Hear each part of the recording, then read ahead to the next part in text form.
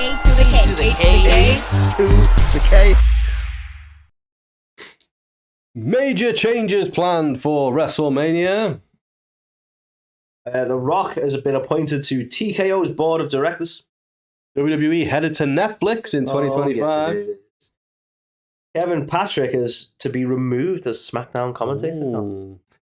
Okada gone from New Japan. Is he WWE or AEW bound? Well, Tony Khan has revealed that he's bringing back the AEW ranking system because it worked so well the first time. Well, yeah. And lastly, major stars set to leave WWE. Anthony, when's all this coming up? Right freaking now, Carl. Yes, it is. So, Sports Illustrated.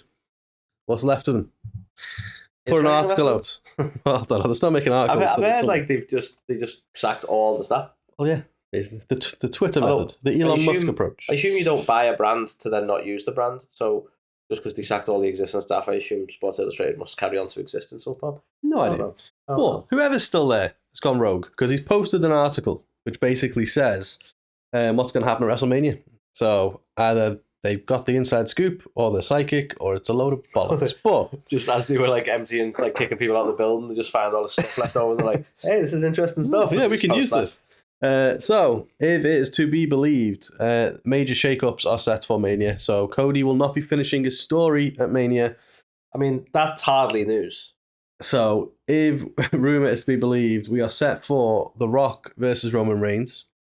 We are set for Gunther to win the Royal Rumble. Squash Seth Rollins at WrestleMania. Interesting. And get CM Punk versus Cody Rhodes. What do you make of this? Well, there's the belief for the longest time it's going to be Cody Roman. I love the Gunther win. Yeah. I'm not quite sure why you'd put Cody and Punk in the Rumble only to have Gunther win, unless them somehow being eliminated from the Rumble, they blame each other, and that's how that builds that feud. I don't know. But I'm quite surprised because they're putting some big names into the Rumble, so you kind of not overlook Gunther. He's a very strong candidate, but I like the Gunther win. Mm-hmm. Seth is obviously the right one to go for, and Seth will help. Like, he'll sell the fuck out of that, so that'll be awesome. The Rock and Roman, let's be honest, we're all more interested in that than we are Cody and Roman, so that makes absolute sense. And I hate to say it, the main one I don't really give a shit about is Punk and Cody. Like, as a surprise to absolutely nobody. I know the big names, and I know people will enjoy it, but it's not like, is there a history there? Is it like what? Oh, you both were in AEW, but kind of separately. Yeah, we're going to Punk. They've got very separate, different paths, apparently. Yes. Yeah. Exactly. Yeah. So who gives a shit if you fight? Like, so. I get it. Matches have to happen, but I don't. Does it feel like a Mania match? And are we just doing Punk out of a Mania main event again? Is he going to throw a strap? Maybe. Does he work with fucking children again? I don't know, but yeah, I'm not too sure how that's going to go. But I like it. I like everything about it. Yeah. Like, it's different, isn't it? I think everyone was basically like, "Oh, we're definitely going to get Roman versus Cody, and we're definitely going to get CM Punk versus Seth." I think I've said it before. We're just so spoilt at the minute with the absolute just massive roster of talent they've got that there's always going to be some unhappy people now. There's going to be so many people who want Cody to finish the story. Oh yeah, but I stand by me. There'll be people there as well going like, Roman is the better match. Where's Austin? We want Austin back. And they're like, what about LA Knight? You have enough. Randy Orton's come back. He's not even in the main event. Like, and then what about Cena? You're there like, what about Drew? What about Drew? What about Drew? What about Drew? Yeah, I think it's a very interesting article from Sports Illustrated. Whether or not that happens, I'm not sure. Obviously, based on the stuff that went down on Raw this past week, that seemed to like planting the seeds for such things. But does that mean we're definitely going to get it? I ain't so sure. I hope so.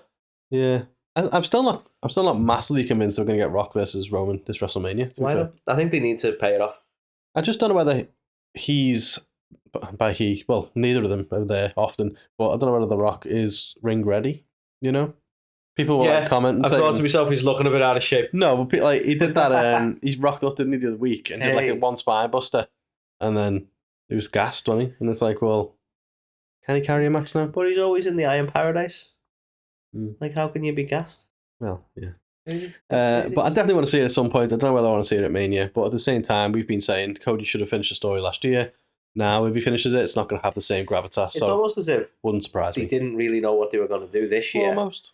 And didn't have a plan. Definitely wasn't part of the plan. Like, what we'll do is we'll get The Rock on the board of directors and we'll like sell our TV content to Netflix, and I don't think any of this was on the cards at the time. So have you even put that in the news to Netflix though? It is. It's up. It's okay. it's coming. We'll it's coming.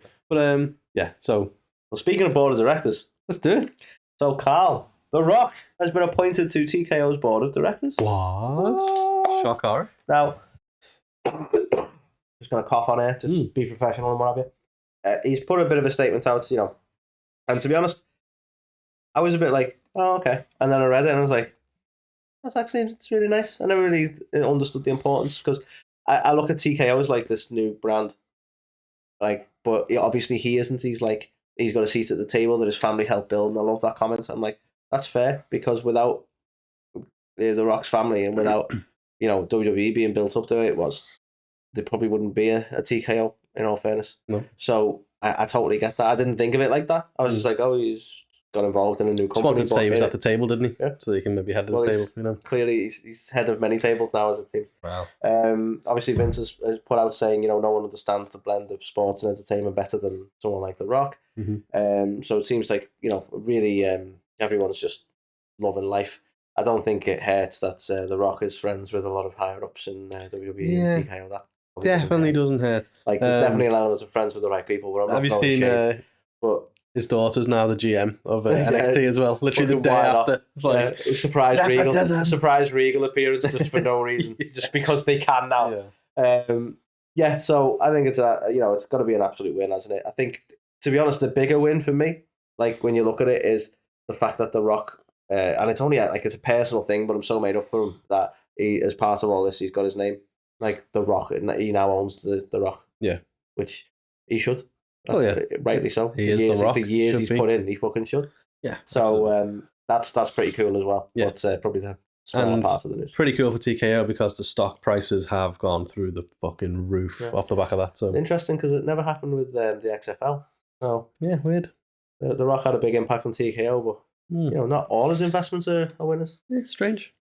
But yeah, I think it's shocking news, but welcome news. Seems like Ari knows what he's doing anyway. Yeah, I feel bad as well because there was also some other guy who's, by all accounts, is like a big player in the game that also got put on the board at the same time as The Rock, and fucking nothing. They call him the scissors. Yeah, Daddy Ass is on the board. Hey! But yeah, so congrats to The Rock. How can we not have that reunion at some point? We need that.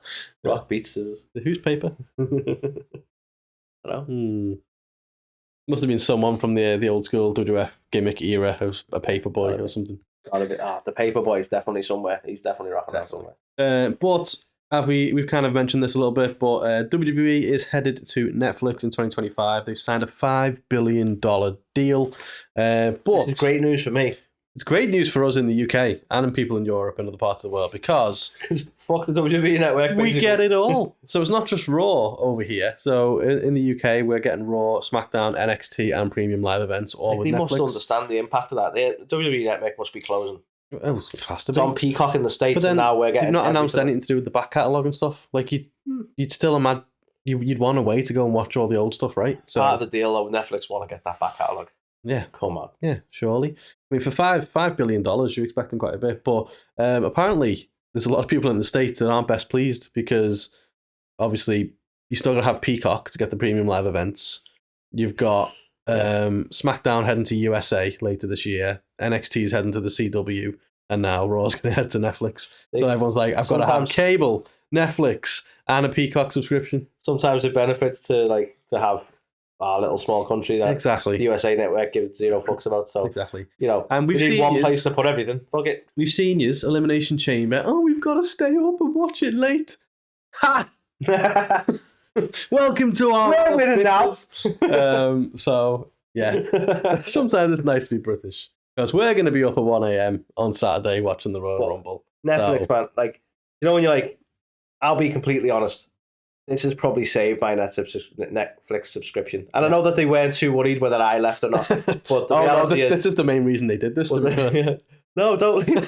No, the reality is, when you get to a point, you're like, this I think I've watched it all. There's nothing really left. Completed, mate. There's only so many times you can watch Friends again.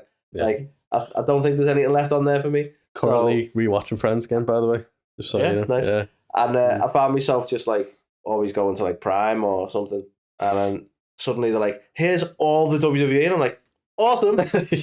I suppose I'll keep you then. Because honestly, when they moved to BT, I just kind of didn't bother watching. Well, since I don't know, I didn't watch it through BT. Yes, through other. But I was like, I'm not buying BT Sports. I ain't paying for this shit. Like, if I watched other sports, that would be fine. Like, you'd probably be like, that's fine. I watch the footy. But like, I was just like, why? Like, I'm not. Why? So I'm not here. You heard it here first. Well, that's a lot of money just for WWE. Whereas now, I get all of Netflix and WWE on top. Yeah, so it's a hell of a deal for us over here in the UK. I gotta wait till 2025. Yeah, just cancel it and then get like a new subscriber offer. Get one like the WWE deal. Yeah, like half price. Yeah. $9.99, and we're like, we used to be a $9.99. It's like, well, normally it's $7. Come on, they got to do it. Wait, you pay just $3.16. Oh, like that. Good deal, Good deal.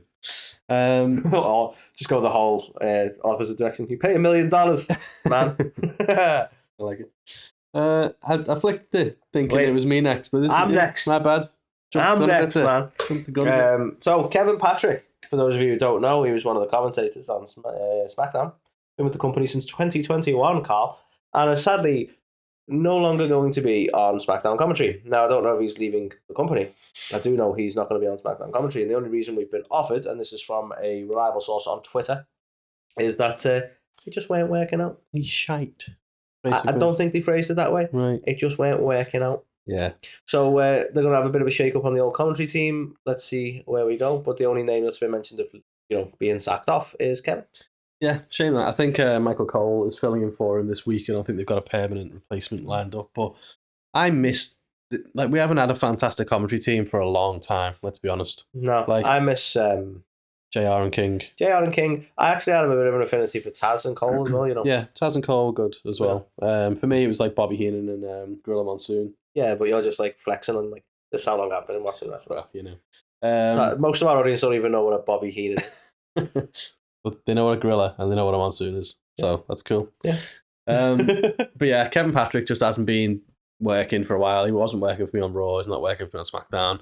And like, I'd like him to have worked out because obviously he's Irish guy. So, I'd like him to have worked out because he's Irish. More our side of the pond, I guess. But close, but it's just, there's still a body of water between them. So yeah, best of luck in his future endeavours. I think the Americans just like, what the fuck is he saying? Maybe. Quite possibly. It's with the replacement with someone Scottish. How to make it worse? What? Anthony McIntyre. I mean, Wade Barrett's working out, so they don't struggle too much with accents. Yeah, to be fair. But yeah, so as you said, I don't know if he's like getting released or anything, but he's certainly not going to be doing the commentary, so he might go back to being backstage. You never know. Or the Rock's daughter might like grab him and use him on NXT. Who knows? Yeah, maybe got all the power now. Maybe there's someone else in the Johnson and Hawaii family who they'll just put in that position because why not? All the marbles now, mate. All the marbles. Speaking of all the marbles, New Japan doesn't seem to have many left because everyone's leaving, including Okada. Now, he is finishing up with the company, I believe, at the end of January, and various different outlets are reporting various different things, which, let's be honest, is the norm in the wrestling world. But there's a lot of people who say it's a dead cert that he's headed to WWE. Apparently, WWE been after him for a long time. And then also... I did see something that said he is practically signed with WWE and he's headed to NXT. And I'm like, would he do that? I hate terms like practically signed. Yeah. Well, exactly. So there's that side of things. And then there's other people saying there's no way Tony Khan would not sign him. But it sounds like there's some sort of bit of more... not being massively impressed with him. Like, I mean, this is like people... this is the trouble I have with New Japan. I don't watch New Japan, right? And what I've seen of him, I've not seen a lot. And like you say, not been overly like, wow. So I have to just rely on people telling me he's awesome. Yeah. I'm like, do you really want to sign him because he's awesome? I'm like, okay, I'll take your word for that. Yeah. It's like... And I think we epitomise the WWE fan base, to be honest with you. Are any of them really going to know who he is? Yeah, I mean, we do. But at the same time, I didn't know much about Ospreay. I didn't know much about Jay White. Those guys are like... But you saw them in other promotions and they impressed you? Yeah. So I saw them at Forbidden Door and stuff like that. But I've seen Okada at Forbidden Door and I was like... Well, that's the difference in it. Like, they impressed you based on the limited view you had of them. And Okada hasn't. And it sounds kind of arrogant. I don't have to fucking impress you. Impress me, Rich. Dad. Yeah. Yeah, I'm in your camp. I'm like, I don't get it, but a lot of people are like, he's a huge deal. I don't think WWE have a very good history of using like talent from New Japan very well, and there's been plenty of examples where they disagree with me, like Asuka or Finn, but I don't think there's a lot of examples of WWE using them very well. I don't think. I mean, I think with Japanese stars, other than Asuka, because like you've had Kenzo Suzuki, didn't really work out. Yeah, like obviously Taka Michinoku didn't really work out. You've had Shinsuke.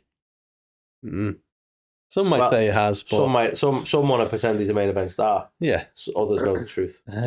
But yeah, I don't know. Maybe Okada is the best shot they've got of doing that, but we will see. But yeah, so depending on who you believe, he's definitely heading to WWE or he's definitely headed to AEW. But one thing we know for sure, just a very small crowd going to TNA. Well, he's just wrestled there, hasn't he, to be fair. So who knows? Imagine. But yeah, he's going to end up somewhere soon, but that won't be back in Japan. That's the news. He's going somewhere soon. Yeah, leaving New Japan. And he's almost please. Definitely 100% signed something. Yeah.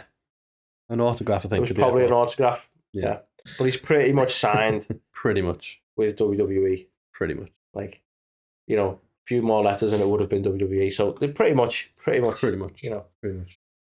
Anyway, I'll keep this one brief because I don't know if anyone really cares. Tony Khan has revealed that basically on the back of the super successful tournament bracket that they've had recently, which I'll be honest with you, I love a good tournament bracket. And it was successful commercially and whatever. It seems to have a big fan base. I found it a tad more confusing than it probably a tournament should be. But whatevs. But yeah, on the back of the tournaments and on the back of like that sort of bolstering Tony's opinion that you know what, there is room for that sort of that approach, that sports feel, that that kind of system. He's now confirmed on Twitter, or X as it's called now, because X's are cool and little bluebirds aren't. He's now confirmed that they will be bringing back the ranking system to replace they kind of were doing a ranking, like a divisional ranking system or whatever. They were kind of doing something, but they were just making up as they went along because they realised that if you do a ranking system, then somebody may want to be in the main event scene and can't because they haven't got the numbers. And sadly, I think they're probably going to run into that problem again. You'll sign someone who's a big deal who hasn't got a rank. Yeah. And then what do you do? So I'm still not sure how it's going to work.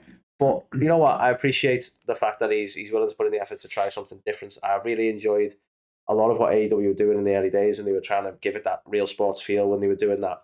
I still think they do it now, the matchup where they show you the different heights and whatever.